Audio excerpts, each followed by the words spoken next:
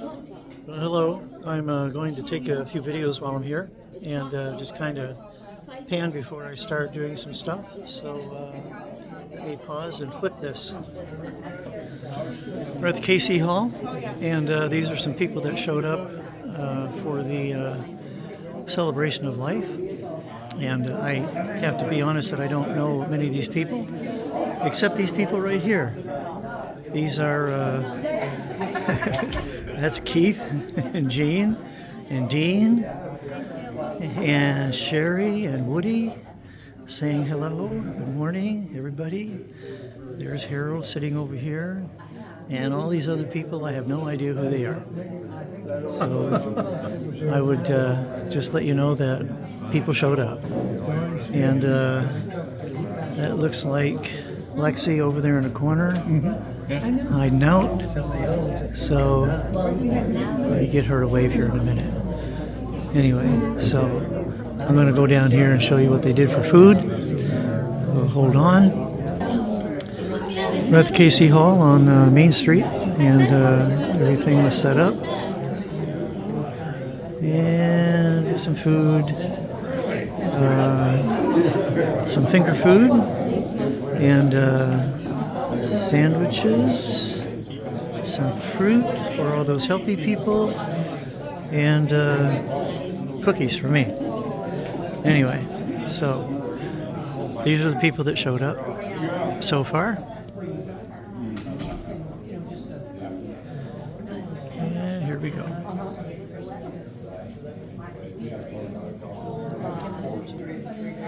I'm not sure if you know these people. This is Jason and Jen, and they put this all together, so we can appreciate them for all they're doing. And you notice over here, he did a little collage of videos or pictures here, so I'll try to get a capture of all of that and be able to send that, hopefully, and post it. I want to thank everyone that came today.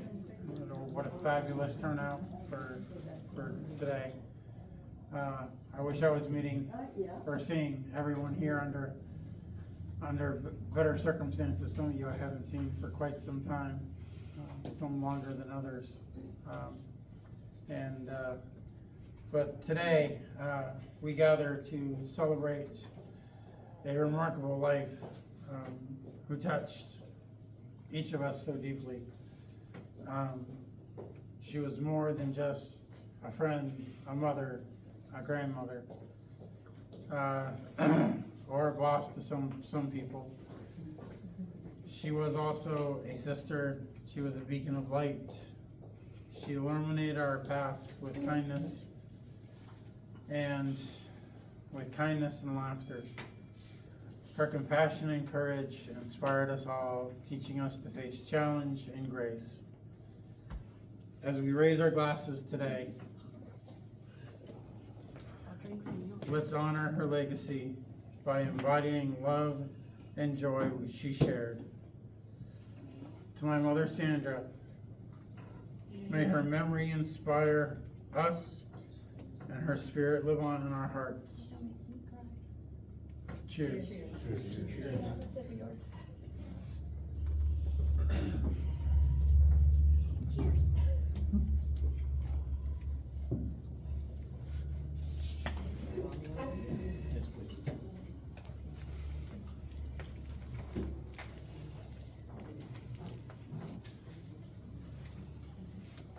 My mother was born in November of 1944 in a small, close-knit town of Fort Fairfield.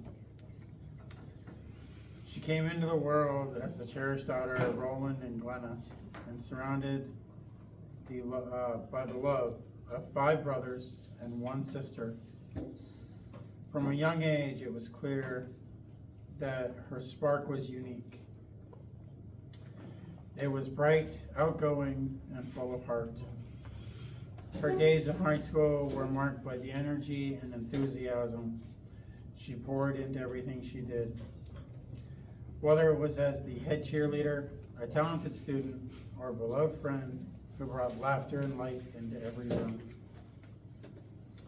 Sandra's gift for connection carried her through every phase of her life.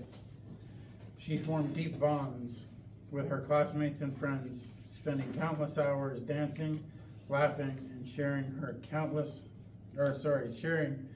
generous spirit with everyone she met.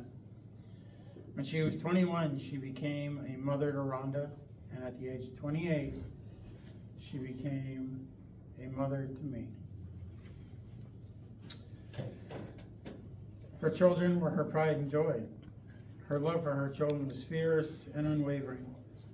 She was nurturing, protective, and unafraid to step into her mama lion role when the moment called for it. And I don't know how many of you guys ever saw that. That's not a side I ever liked to see. In 1968, while working at the local FHA office, she met the man who would become her life partner, my father, Harold. They married the following year in October of 1969 and spent 56 incredible years together. Throughout her 40-year career in banking, culminating as the vice president of lending at the credit union, Sandra touched the lives of countless members, many whom became dear friends. She was known just not for her professionalism, but for her warmth, her memory for names and stories, and the genuine care she showed to everyone who walked through her doors. She was a woman who understood that life's greatest treasures are not things but people. Her world revolved around the warmth of those she loved, and she made every gathering, every holiday, and every moment feel like something special. She was the kind of person who made weekends feel like something special. Whether she was kicking up her heels at Spruce Haven with friends, or she was,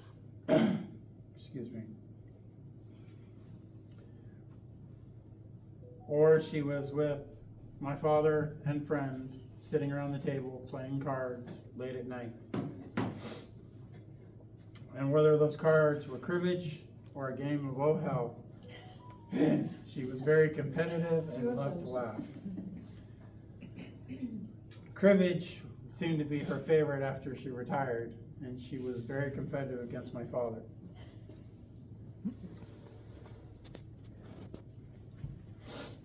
She wasn't just having fun, she was building memories all that time. And she built a lot of them with a lot of people. She was a good trash talker. She reminded everyone that fun is something you make for yourself.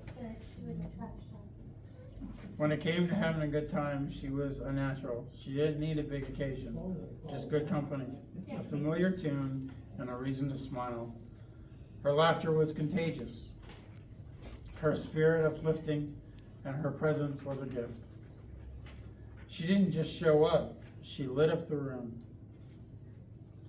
But above all, what defined her was how deeply she loved her family and friends. She made time for them, she prioritized them,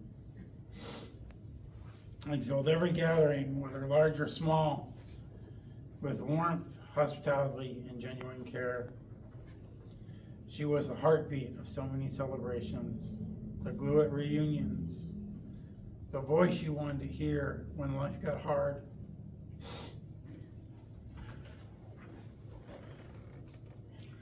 Or when something wonderful happened.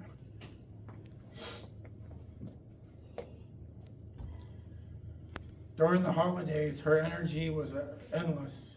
She moved gracefully, visiting family from both sides, making sure no one was left without a smile, a hug, or a place to belong. Her home was always open. Her arms always welcoming.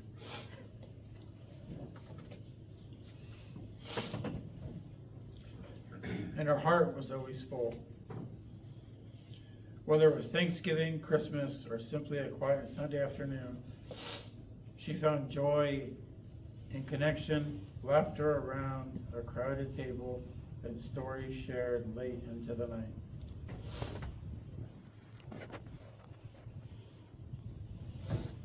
Excuse me.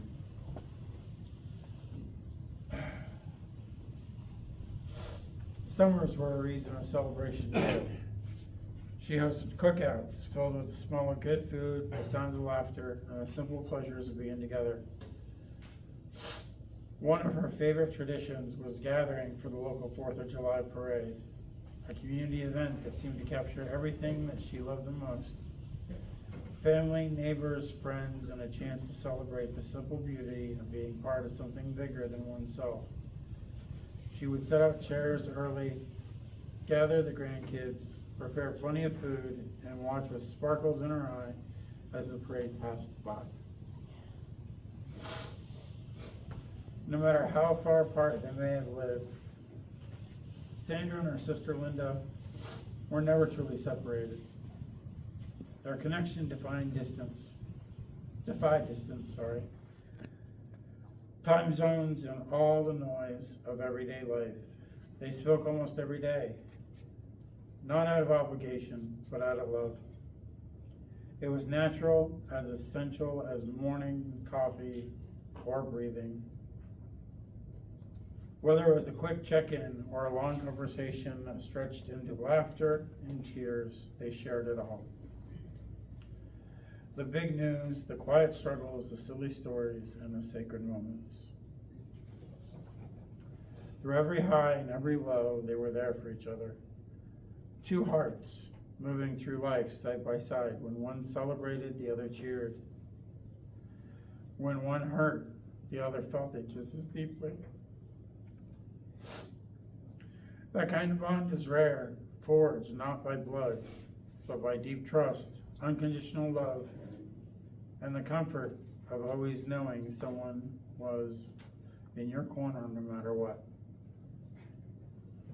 They didn't need to be in the same room to feel close, though when they were, the joy was undeniable. They shared inside jokes that only they understood, memories that spanned a lifetime, and a closeness that never faded, only deepened with time. Sandra was well-traveled, both for work and for pleasure. Always eager to explore, visit family, and embrace new experiences. She traveled with my father to Japan to see Rhonda, Kevin, and the grandchildren Joshua and Kayla. She came to Great Lakes Naval Station to see me when I was in the military, in A school.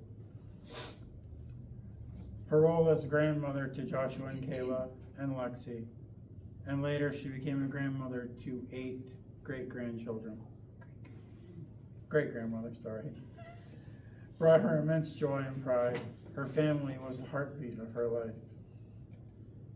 After retirement, she filled her days with the people and pastimes she loved.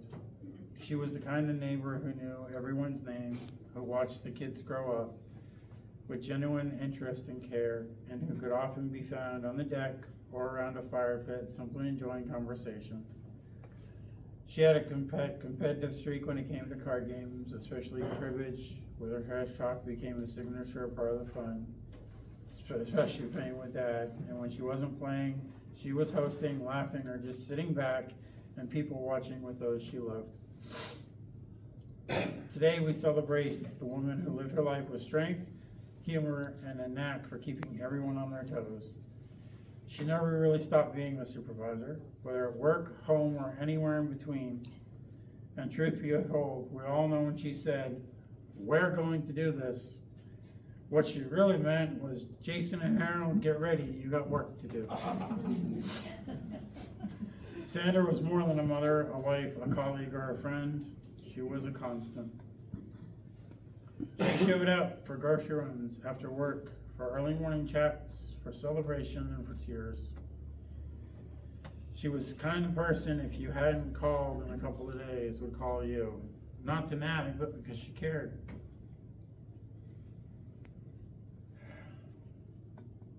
Her 7 a.m. good morning became routine.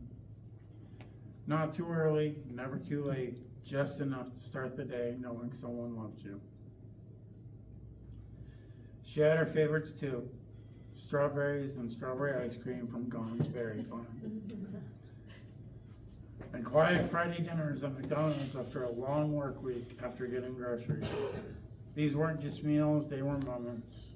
Treasured rituals that became part of the rhythm of life with my mother. There were ups and downs, as there are in every relationship worth having.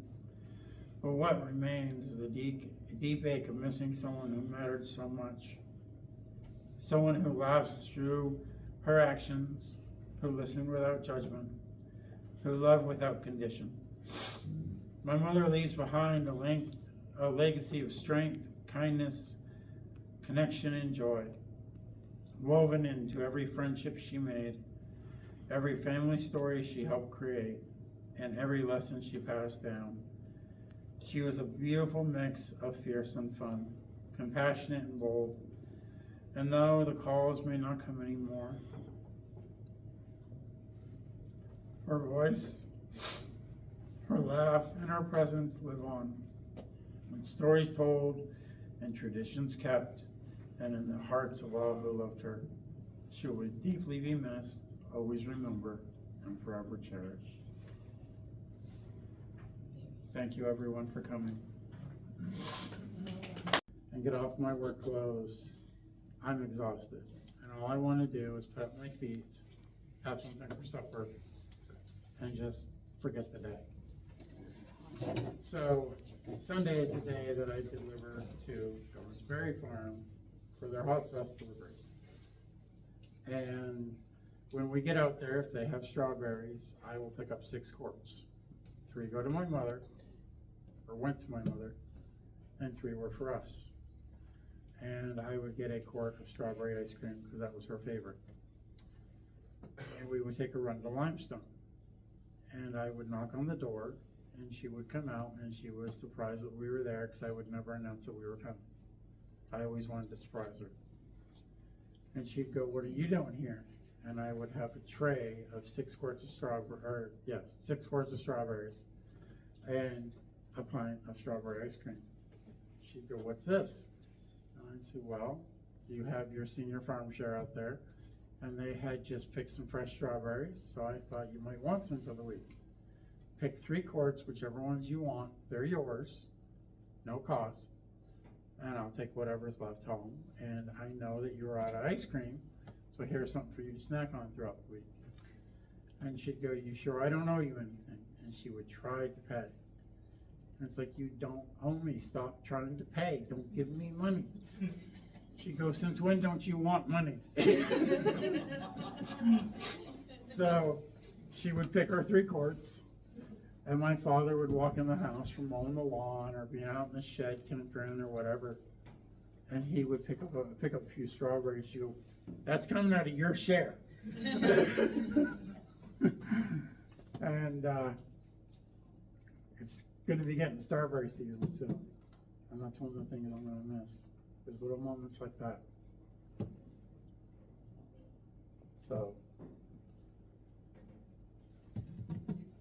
anyone else? After we lived on the corner of Layton and Pleasant Street, I'm losing it, so. And so we became very, very, very good close friends. We did a lot of things together, mostly played cards, went dancing a few times. Yep. Sandra was a joy to watch on the dance floor.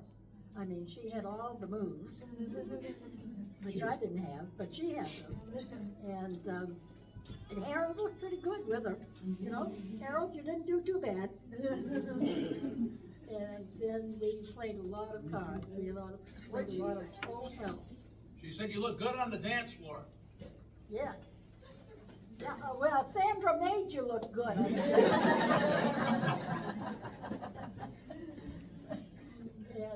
But anyway, it was, and she was the last one to give me a hug goodbye when we packed up to move. Yeah, so it was never the same.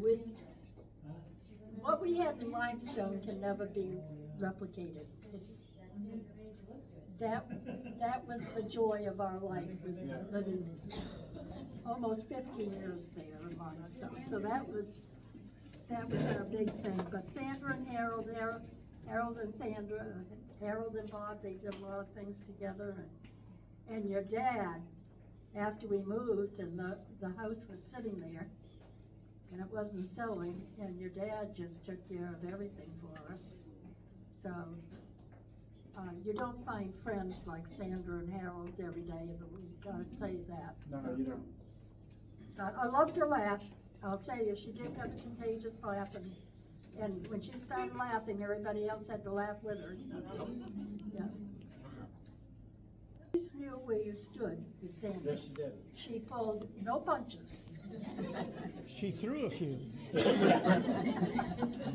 You know, with her, I never got yelled at. Growing up. Never. Bought the house on the corner of Pleasant Street and Hamilton Avenue in 1971. Shortly thereafter, I met Bob and Marilyn and the neighbors that lived behind me, John and Louisette, Yeah. and Harold and Sandra. She gave me my first loan when I was just about ready to get out of the service. And she told me that if I defaulted on that loan, I would never hear the end of it. So I made sure I was never late. I paid on time, and whenever I went to that bank, I preferred to do my business with her as opposed to anybody else. She was fair, and she would tell you if it was out of your reach. She was not disrespectful to you. I love that woman to death. And I still live there, and I still see Harold and Jason and Lexi. And I'm proud to say I was their neighbor. Your mother, you're going. Well, I have a few things to share. For those of you who don't know me, my name is Greg Norris. I am Sandra's younger brother. And it's not like we grew up together. When she was 5 years older than I was, she absolutely didn't want anything to do with the younger brother hanging around. But there are some highlights that I remember growing up. I remember that she was a Spitfire, you know, as a young teenager and a woman. And I remember the time that she got upset with me, jumped up off the couch and started over like she was going to really thrash me. And I put my hand out like this and stopped her. She finally realized that I was a little too big to do that anymore. So, and when she had Rhonda, I must have been 16 if she was 21.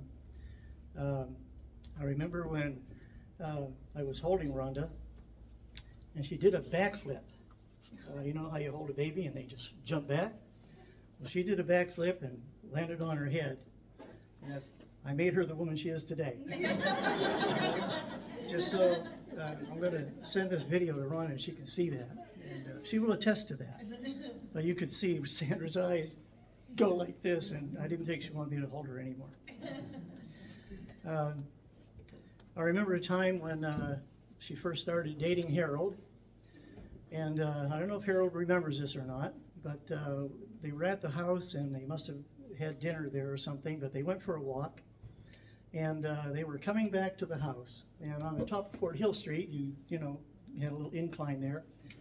And they were racing. So Sandra was in front and Harold was right behind her. And at the edge of the driveway, where Ethel, I can't remember her last name, but she used to live right up from us, there was a post, a metal post in the driveway. And it was about this high. And Sandra skirted around it, and Harold went bang, right into it. And yes, she had an infectious laugh, but she was trying to console him as he laid on the ground for I don't know how long, holding himself, as she laughed hysterically. So she would laugh at the most inopportune time. That's something she inherited from her mother. I inherited it, and my wife drives her crazy, because I laugh for absolutely no reason whatsoever. Belly laugh on the floor, and Sandra was like that.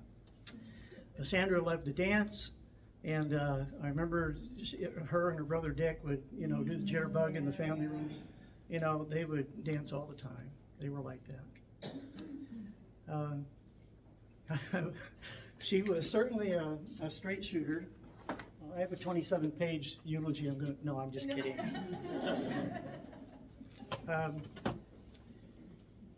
When my mother was going to pass away, she was in a nursing home, and the nurses called Sandra and said, your mom's not taking care of herself. She's not eating. She's a bit, you probably need to notify the family and take steps, necessary steps. So I'm from the Chicagoland area in Illinois. So she calls me and says, if you want to, see your mother, you may want to come home. So I come up here and met with Sandra, and we went to the nursing home. And there's Mom, pretty disheveled, laying there in bed. And Sandra, in her very elegant way, said, Mom, you want to die here at the home or you want to die at home? And she says, pursed her lips, and she says, well, I guess I want to die at home. She said, then get your ass up out of bed and let's go.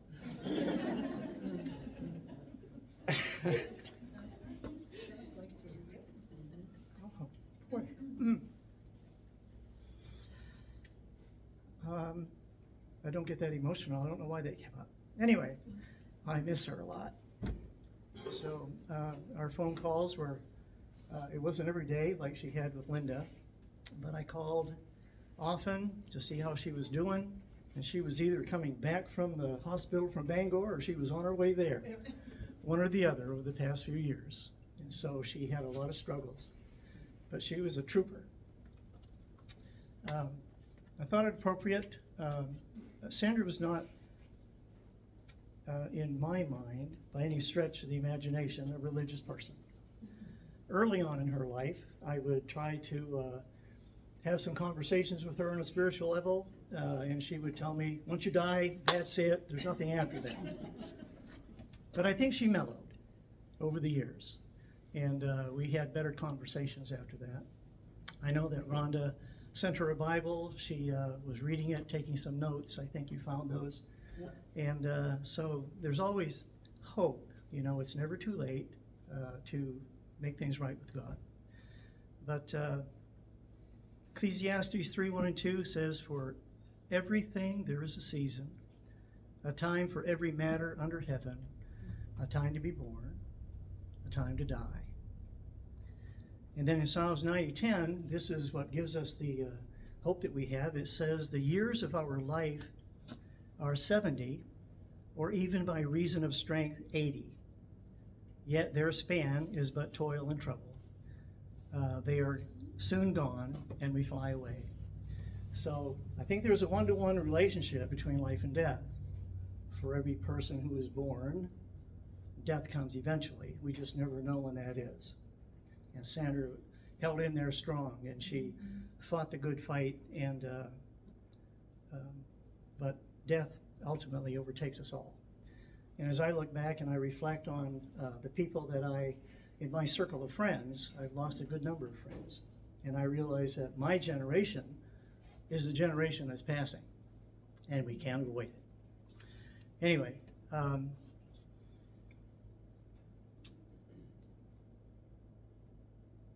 want to leave you with this. Don't put off saying I love you. Saying thank you and you mean the world to me.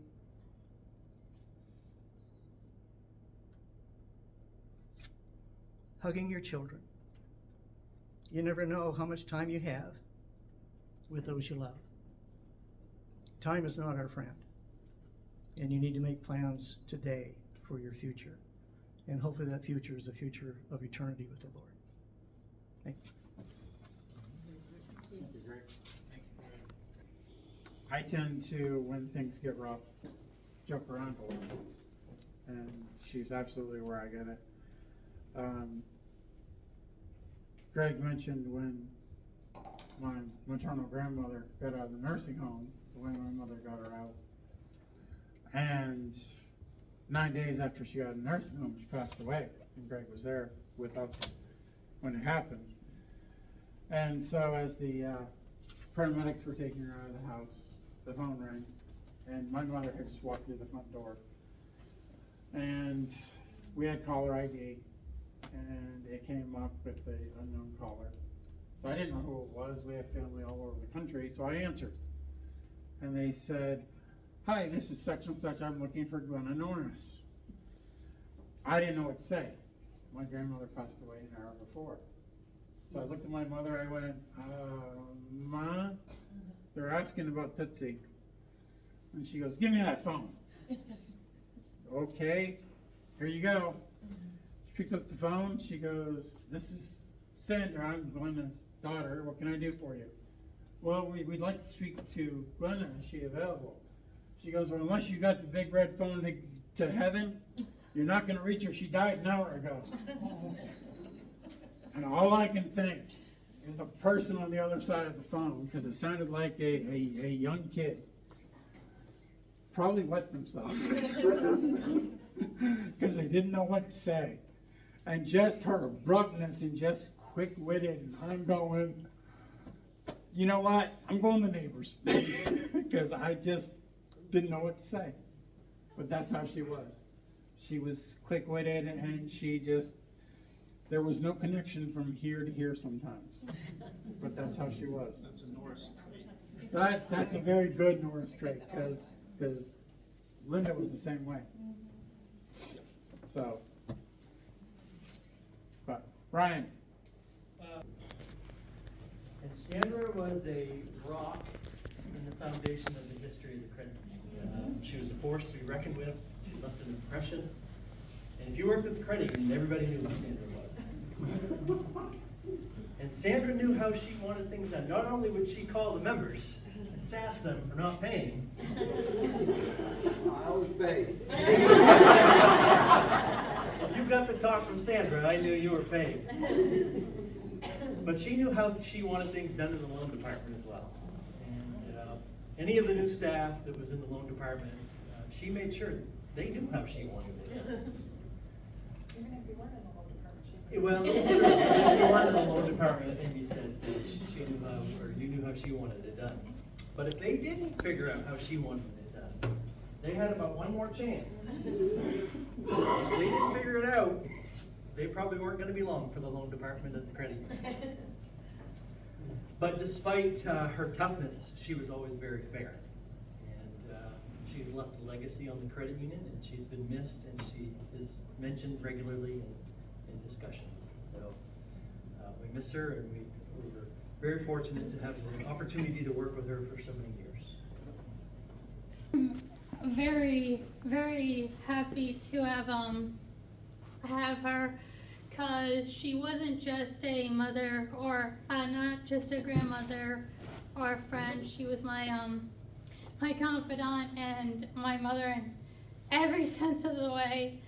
And she I remember when I was in school, if she was working I think it was either Dad or Marilyn would drop me off there, and I would just stay with her and just wait until she got home, until she got off work, and she would drive us back. Or if I had seizures at school, or I think the most recent one was when I was a junior, I had a seizure. The school called Nana. She said, "Oh God, what did she do now?" And and then she got me and dropped me off at home, and the next thing I know, I'm at home. And so she told me, "You had a seizure." And I remember some things about her in bits and pieces. one thing that will always be stuck in my mind is, and I think I was in either middle school or high school, and it was something about my biological mom, and I told her I'm glad she raised me. She said, Lexi, you could not have been my daughter even more if I gave birth to you, and I love you like one. And I remember anytime I would be upset, I'd go to her and I'd cry, and she'd always just hold me and tell me everything's gonna be all right. And You spent a lot of time, even after you graduated, just sitting talking with her, didn't you? mhm. And Even late at night, no matter what time it was. yeah, I would go to her room, and when I was younger and she was getting ready for work, I'd stay in there and watch TV with her.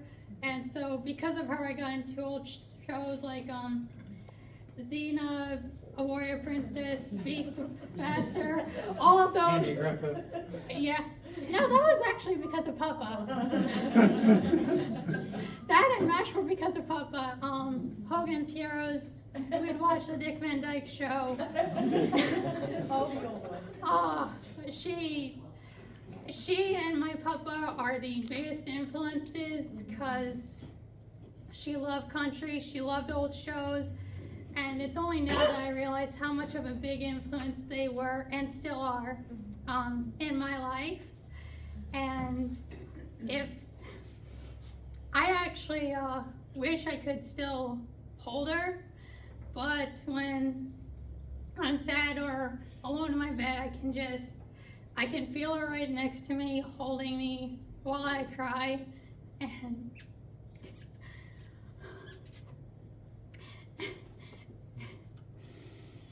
Okay, sweetheart. It's okay. I remember when I would go with Papa to visit Mike and Ryan, I'd come home and her first words would be, "You smell like smoke." Because of the bonfire, because we'd go at a bonfire, and she said, "Oh, I hate the smell of smoke." And she was a blast, and like Uncle Greg said, she was a spitfire. She was blunt as a brick, and would not hold her tongue, and she was the best. I couldn't ask for a better person to raise me, and I know that I enjoyed when she would come drop me off at Dag and Jen's, because this way I could finally spend time with them, and she'd let me spend the night, and she was the best person. And I'm lucky to have had her as a mother. That's why I told Dad she technically had 3 kids. Because she had me since I was like 3. And she dealt with my crap and whatever I'd do. If I did something wrong or wanted to talk to her, I'd just go and talk to her. And she'd tell me, "Oh, that was your dad," or "Oh, that was Uncle Greg," and just tell me how everyone was doing. And I gotta say, the best moments of my life were when I was with her, and I wouldn't trade those for a world. So my name is Sherry. Sandra was my aunt. She was. Thought this would be a lot easier. My mother Linda was her sister, her only sister. That's my sister. This is my sister, and we have the relationship that my aunt Sandra and my mother had, and I'm very fortunate. When my mother passed away almost 7 years ago, I think Aunt Sandra picked up where she used to call my mother, and we would talk so frequently, and we would laugh and tell stories. And when they said she was blunt about things, well, I got that from her, and I own it, and I accept it, and my father would get so mad at me sometimes, and he would just do you know that you act just like your Aunt Sandra? And I'd say, you know what? Thank you. You know? And it was just having those conversations with her were many times when I was taking a ride to the cemetery in Prentice where my mother is buried, and we would talk all the way to Prentice, and I live in Greenwich, Maine. And we would talk all the way, and we would talk about the kids and Lexi and Uncle Harold and all of her grandchildren, and I feel so fortunate to be able to have had the relationship that I did have with her. My husband and I used to come up here once a year, and we always would go to Limestone. If we were up side by siding in Fort Kent or Presque Isle, Caribou, whatever, we always would stop in and we would visit. And it was just like walking into my mother's arms when I would get there, because it was always Sherry Lee. It was never Sherry. It was always my full name. And I still hear that sometimes, and I'll always remember how sweet and precious, and I'm glad that I'm outspoken like her, and I say what's on my mind, and there's nothing wrong with that. Sometimes you gotta be a little bit direct to get what you want. And so I'm very glad that I had that relationship with her, and I will cherish every memory that we had together. So, thank you. That was